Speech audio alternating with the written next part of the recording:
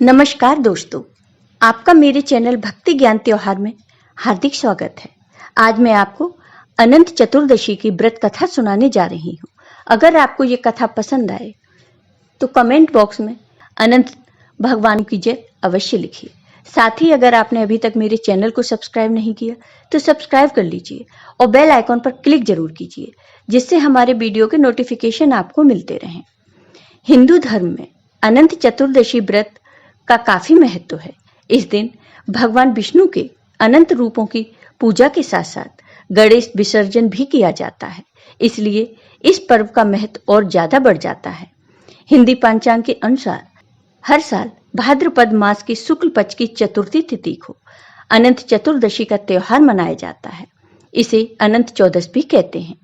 इस बार अनंत चतुर्दशी का त्योहार 9 सितंबर दिन शुक्रवार को मनाया जाएगा।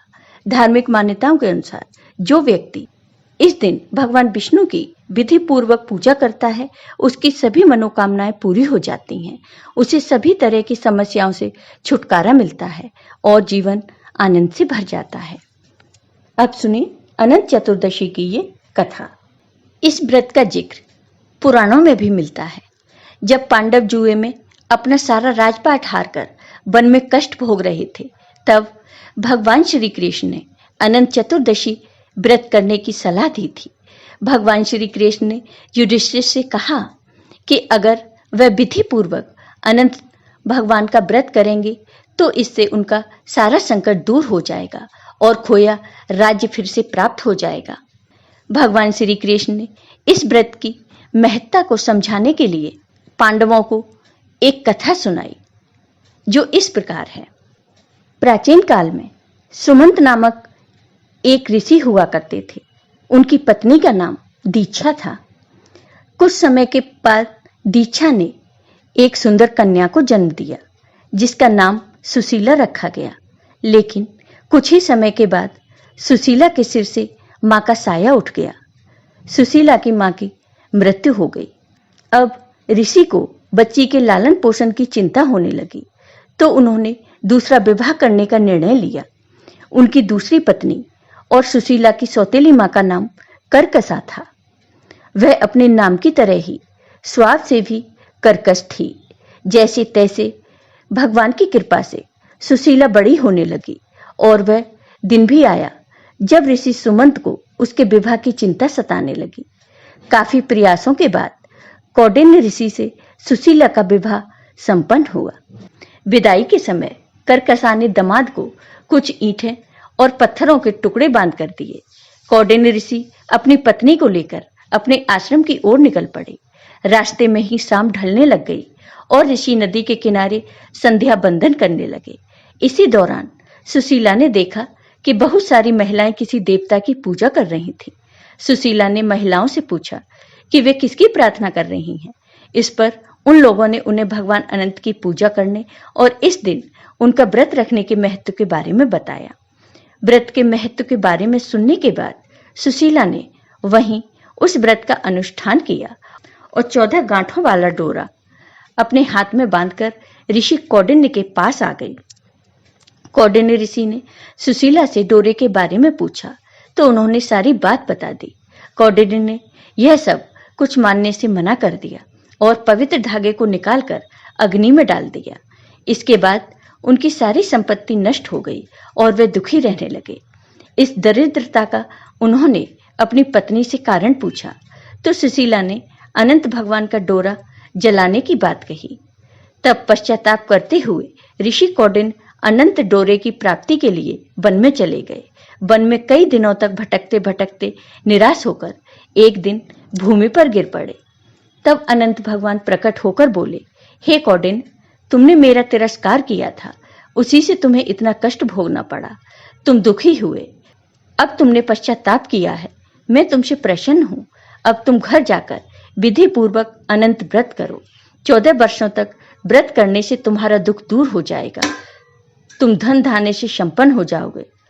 कौंडिन्य ने वैसा ही किया और उन्हें सारे क्लेशों से मुक्ति मिल गई। श्री कृष्ण की आज्ञा से युधिष्ठिर ने भी अनंत भगवान का 14 वर्षों तक विधि पूर्वक व्रत किया और इसके प्रभाव से पांडव महाभारत के युद्ध में विजयी हुए व चिरकाल तक राज्य करते रहे। इसके बाद ही अनंत चतुर्दशी का व्रत प्रचलन में आया।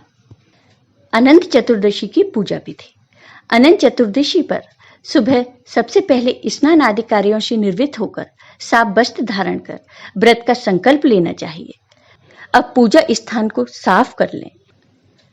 पूजा कलश की स्थापना कर भगवान विष्णु की तस्वीर को सामने रखें। अब भगवान विष्णु की पूजा करें। पूजा के दौरान भगवान की प्रिय वस्तुओं को जरूर अर्पित करें।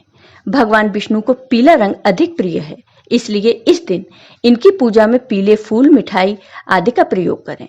इसके बाद कलश पर अष्टदल व फूल रखें और कुशा का सूत्र चढ़ाएं।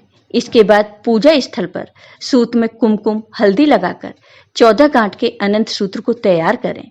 फिर इसे भगवान विष्णु के पास चढ़ा दें। इसके बाद पुरुष दाएं हाथ में और महिला बाएं हाथ में बांध लें। इसके बाद सूत्र की पूजा करें और मंत्र पढ़ें। इसके बाद ब्राह्मण को भोजन कराएं और प्रसाद ग्रहण करें। इस व्रत में अक्षत, दूर्वा, शुद्ध रेशम या कपास के सूत से बने और हल्दी से रंगे हुए 14 गांठ के अनंत को सामने रखकर हवन किया जाता है। इस दिन भगवान विष्णु सहस्त्र नाम स्तोत्र का पाठ करना बहुत उत्तम माना जाता है। वहीं कुछ लोग इस दिन घरों में सत्यनारायण की कथा भी करवाते हैं। इस दिन गणेश विसर्जन भी होता है, जिसे देश भर में खूब धूमधाम से मनाया जाता है। भगवान गणेश का जन्म उत्सव पूरे 10 दिन तक मनाया जाता है और 11वें दिन उन्हें गाजे बाजे और धूम धड़ाके के साथ विदा कर विसर्जित किया जाता है। इस दिन भक्तजन गणपति बप्पा का विसर्जन करते हैं और अगली बार जल्दी आने की कामना करते हैं। अनंत चतुर्दशी का महत्व। भगवान श्री कृष्ण ने अनंत चतुर्दशी का महत्व युधिष्ठिर को बताया था। 14 गांठ वाले धागे को बाजू में बांधने से भगवान विष्णु, जो आदि और अनंत से परे हैं, उनकी कृपा होती है। अनंत चतुर्दशी का संबंध महाभारत काल से है। कौरवों से जुए में हारने के बाद पांडव जब वन वन भटक रहे थे, तब एक दिन भगवान श्री कृष्ण पांडवों के पास आए और युधिष्ठिर से कहा, हे धर्मराज, जुआ खेलने के कारण आपकी माता लक्ष्मी आपसे नाराज हो गई हैं। इन्हें प्रसन्न करने के लिए आपको अपने भाइयों के साथ अनंत चतुर्दशी का व्रत रखना चाहिए। श्री कृष्ण भगवान ने कहा कि भाद्र शुक्ल पक्ष की चतुर्दशी तिथि के दिन कच्चे धागे में 14 गांठ लगाकर कच्चे दूध में डुबोकर ओम अनंताय नमः मंत्र से भगवान विष्णु की पूजा करनी चाहिए। इससे सभी समस्याएं दूर हो जाएंगी। जय हो भगवान विष्णु। आपको ये वीडियो पसंद आया हो तो कमेंट बॉक्स में कमेंट करके जरूर बताइए। साथ ही मेरे वीडियो को ज़्यादा से ज़्यादा शेयर करिए। धन्यवाद।